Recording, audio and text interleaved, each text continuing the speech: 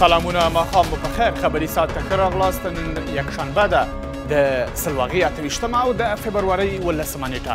په پیل کې هم د څو مهمو خبرونو سرټکي. ملګرو ملتونو ته د افغانستان د حکومت شکایت وایي د پاکستان د لومړی وزیر ولې له طالب استازو سره په اسلام آباد کې خبرې کوي. ما به سازمان ملل به خاطر سفر هیئت طالبان به اسلام آباد و ملاقات با عالی ترین مقام پاکستانی شکایت کردیم. د سولې خبرو ته د طالبانو د کېناستو هیلهمندي. د امریکا مرستیال ولسمشر هیلهمند دی چې له پوځي فشارونو وروسته طالبانو د سولې خبرو ته غاړه ایښي.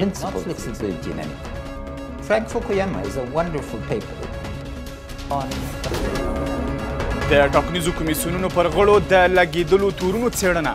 لویه څارنوالي وایي یوه کمیټه جوړه شوې چې د ټاکنیزو کمیسیونونو پر غړو لګېدلي تورونه وڅېړي. پلان تحقیقاتی به خاطر موضوع یک پلان همه‌جانبه و فراگیر آماده شده. هیئت موظف به اساس پلان تحقیقاتی یکایک تحقیقات خود به پیش خواهد بردن. اقتصادي ستونزې او له نړۍ پوروړی افغانستان. د نړۍ له ځینو هیوادونو او بنسټونو افغانستان 1 میلیارډ او 300 میلیونه ډالر پور کړی.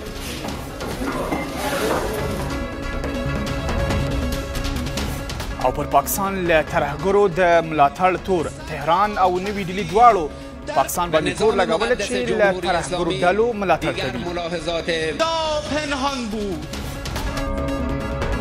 خیر راغلی خبري ساعت کې پر دې سربیره نور مهم خبرونه هم لرو. نو هیله ده تر پایه زموږ ملتیا وکړئ. زه فواد اکبر صاحب.